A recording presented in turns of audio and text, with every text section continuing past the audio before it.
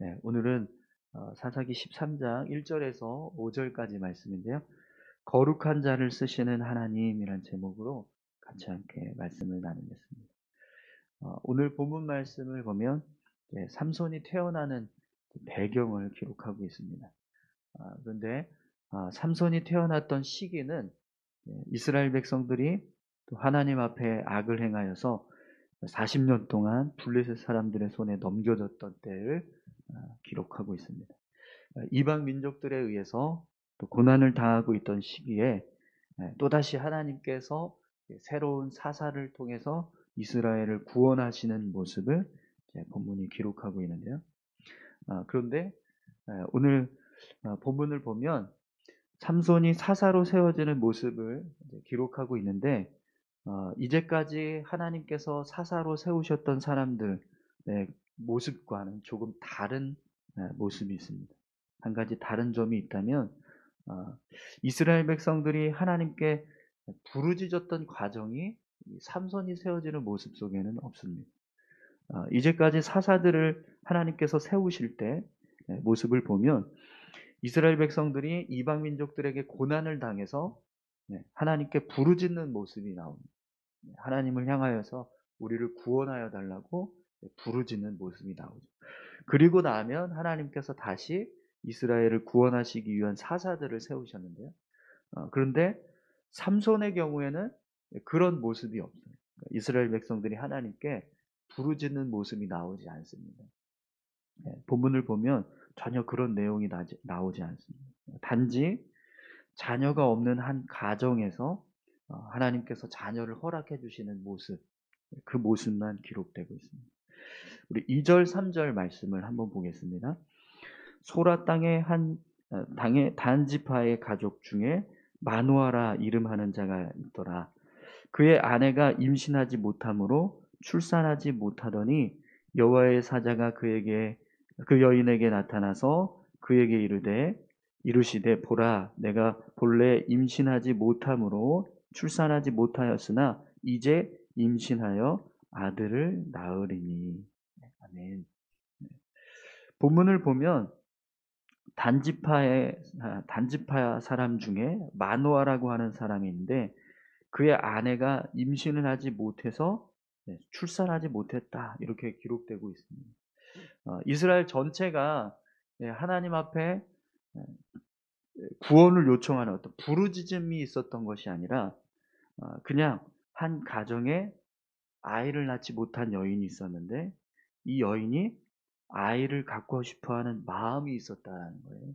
근데 그럼에도 불구하고 하나님께서 그 모습 때문에 이 마노아와 또 그 아내를 선택하셔서 이스라엘의 사사를 세우시는, 이스라엘의 사사가 이 가정에서 태어나게 하시는 일을 행하시고 계신다라는 거죠. 분명히 이 삼손의 모습은 다른 사사들이 세워지는 모습과는 좀 달라요.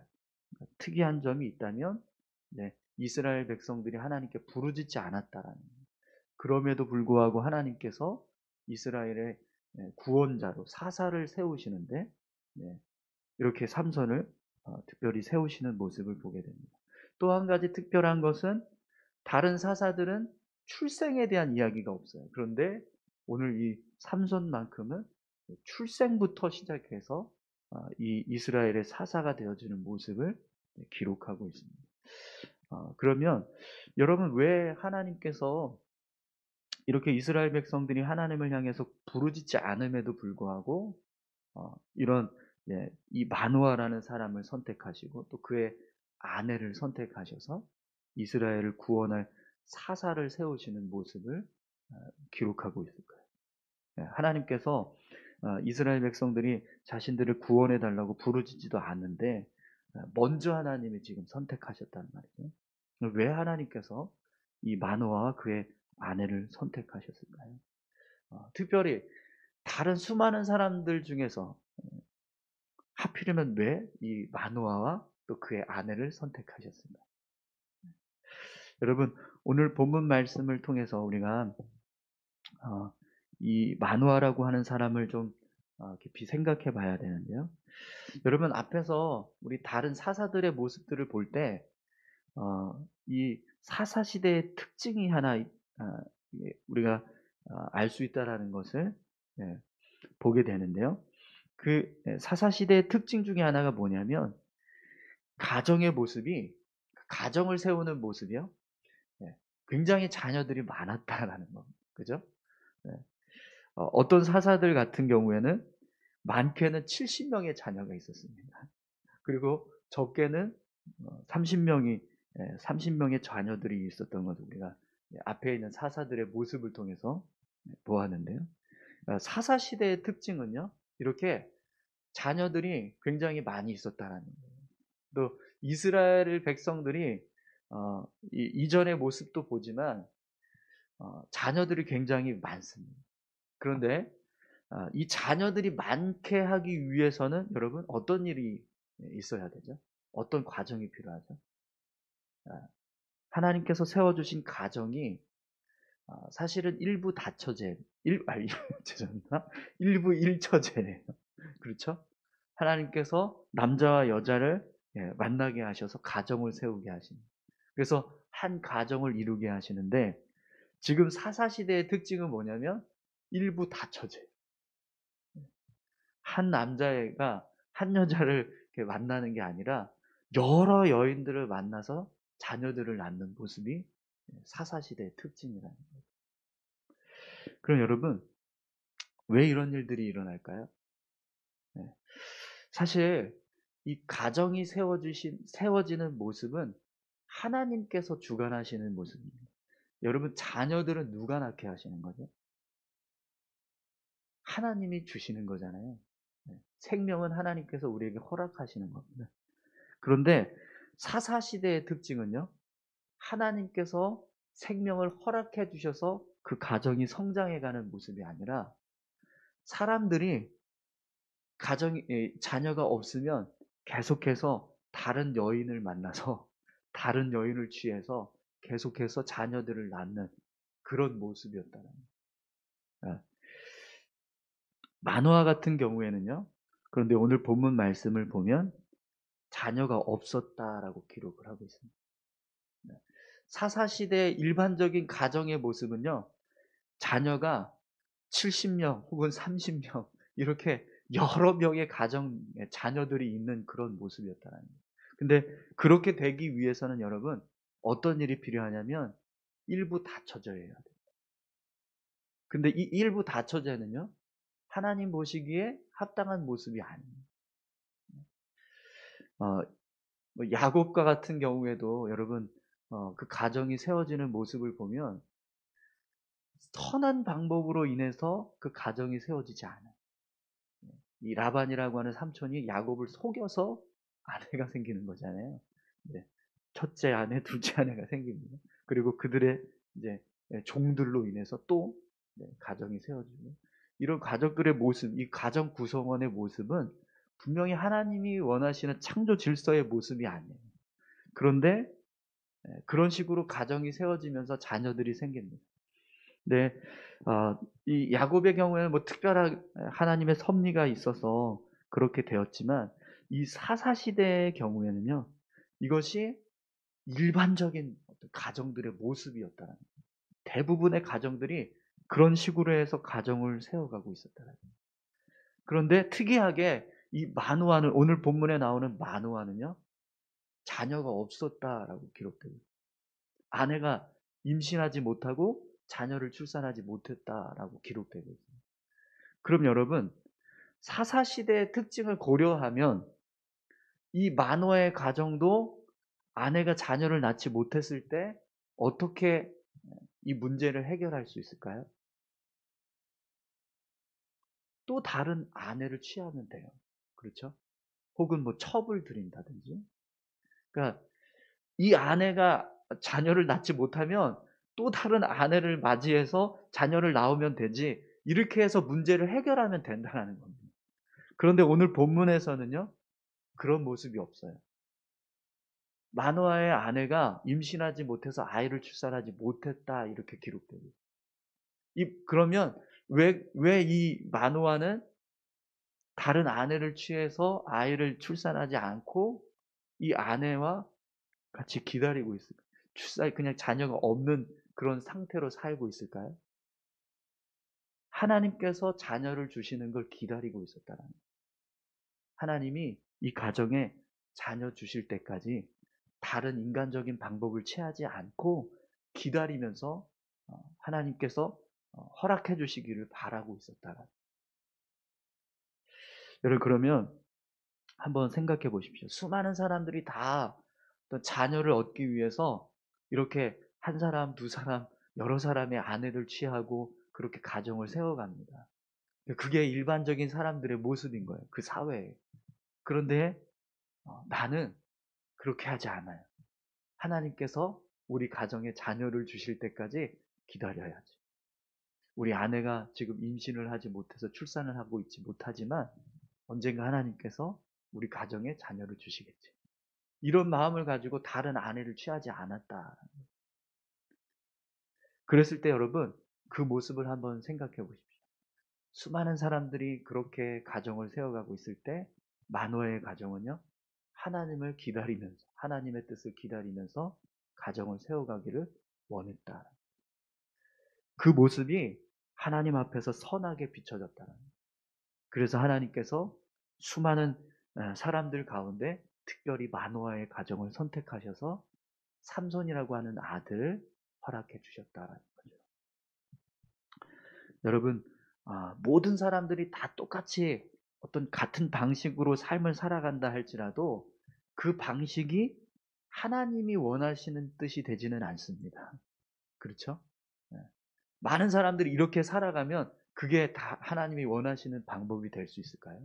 그렇지 않습니다. 하나님의 방법은요, 온전히 하나님이 원하시는 방법이 있습니다. 그 방법을 고수해가는 모습이 오늘 이 마노아의 가정을 하나님께서 선택하시는 기준이 되었다는 거예요. 그럼 그 기준이 뭘까요? 거룩함. 다른 여인들을 취하지 않고 하나님 앞에서 한 여인을 취하고 가정을 세워가고자 하는 거룩함. 그 모습이 이 마노아의 가정을 통해서 이스라엘의 사사를 이루게 하시는 그런 귀한 모습이 되는 거죠. 그래서 여러분, 오늘 본문 말씀을 보면 천사가 마노아의 아내에게 나타나서 아이를 낳게 될 것이다 이렇게 말씀하는데요. 두 가지 이야기를 해요. 한번 보시죠. 4절, 5절입니다. 그러므로 너는 삼가 포도주와 독주를 마시지 말며 어떤 부정한 것도 먹지 말지니라. 보라, 내가 임신하여 아들을 낳으리니 그의 머리 위에 삭도를 대지 말라. 이 아이는 태에서 나옴으로부터 하나님께 바쳐진 나실인이 됨이라. 그가 블레셋 사람의 손에서 이스라엘을 구원하시기 시작하리라 하시니. 아멘. 두 가지를 명령하고 있죠. 첫 번째 명령이 뭐죠? 마노아의 아내에게 독주와 포도주를 마시지 말고 어떤 부정한 것도 먹지 말라 이렇게 명령합니다. 마노아의 아내가 하나님 앞에서 거룩한 자가 되어야 한다라는 거예요. 왜냐하면 하나님께서 선택한 자로서, 하나님의 선택을 받은 자로서 거룩함을 지키는 것이 마땅하다라는 거예요. 또 하나를 명령하고 있는데요. 아이가 태어났을 때 날 때부터 하나님께 바쳐진 나실인으로 삼으라고 명령합니다. 머리에 삭도를 대지 말라 이런 말씀을 하고 있는데요. 여러분, 나실인이 되게 하라 이 말씀은요, 하나님 앞에서 구별된 사람이 되도록 하라 이런 말씀입니다. 하나님 앞에서 거룩한 도구가 되었기 때문에 그 삶의 모습도 거룩함으로 구별되어야 한다는 거죠. 마노아의 아내에게 천사가 나타나서 요구하는 것은요, 딱 한 가지예요. 거룩함. 마노아의 아내가 거룩해야 되고, 아이를 품었을 때 이 아이를 품고 있는 마노아의 아내가 거룩함을 지켜야 되고, 또 이 아이가 태어났을 때 이 아이는 하나님 앞에서 거룩함으로 구별된 자가 되어야 한다는 거죠. 그것이 하나님께서 이 가정을 세우시고 또 이 가정을 통해서 사사를 세우시는 방법입니다. 거룩함으로 구별된 하나님 앞에 온전히 드려진 삶. 이것이 하나님의 선택을 받고 또 하나님의 도구가 되는 조건이 된다는 거예요. 여러분 오늘 말씀을 통해서 우리가 한 가지 깨닫게 되는 것은요. 거룩함은 하나님의 사람이 가져야 하는 가장 중요한 믿음의 모습이라는 거예요. 우리가 거룩한 모습으로 살아갈 때 하나님이 선택하십니다. 그리고 거룩함으로 살아갈 때 하나님의 도구가 된다. 모든 사람들이 인간적인 방법으로 가정을 세우려고 노력할 때 마노아는 하나님을 의지해서 하나님의 방법으로 가정을 세우려고 노력했습니다. 그래서 일부 다처제의 가정을 세우고 있는 그 사회 속에서 오직 일부 일처제의 한 가정을 이루면서 그 가정을 지켜가려고 노력했다는 거죠. 그 모습이 하나님 앞에서 이 마노아의 가정을 다음 이스라엘을 세우는 그런 밑거름으로 하나님께서 보신 거예요. 또 천사가 마노아에게 아내에게 거룩함을 지키라고 명령한 것처럼 하나님의 도구가 되기 위해서는 거룩한 자가 되어야 한다라는 거예요. 거룩함을 잃어버리면 하나님의 선한 도구로 쓰여질 수 없다라는 거죠. 여러분 오늘 저와 여러분들의 삶 가운데 하나님 앞에서 거룩한 모습이 될 수 있기를 소망합니다. 우리가 삶을 살아갈 때 하나님 앞에 거룩한 자로 살아가는 거죠. 그럼 여러분 우리가 거룩한 자로 살아가려면 어떻게 해야 될까요? 세상과 구별된 모습이 필요합니다. 세상 사람들이 다 똑같이 그냥 이렇게 살아가니까 나도 이렇게 살아가야지 이게 아니라 우리는 하나님의 뜻대로 삶을 살아가야 합니다. 하나님께서 원하시는 방법, 하나님께서 기뻐하시는 길, 그런 모습을 끊임없이 구별하고 또 그것을 지키기 위해서 삶을 드릴 때 우리의 삶이 하나님 앞에서 거룩한 모습이 될 수 있다는 겁니다. 물론 이제 이런 어떤 인간적인 욕심을 따라서 육체의 정욕을 우리가 제어하는 모습도 이제 필요합니다. 그런 거룩함뿐만 아니라 삶을 살아갈 때 우리의 삶의 방식이 그냥 세상의 풍조에 따라서 세상 사람들이 살아가는 대로 그렇게 삶을 살아가는 모습이 아니라 하나님의 뜻대로 하나님의 방법대로 삶을 살아갈 때 결국에는 그것이 우리를 거룩함으로 지켜가는 삶의 모습이 되는 거죠. 그리고 그런 모습으로 우리가 삶을 살아갈 때 하나님께서 우리를 하나님의 선한 도구로 선택하시고 또 사용하시는 그런 은혜들을 우리가 경험하게 되는 거예요.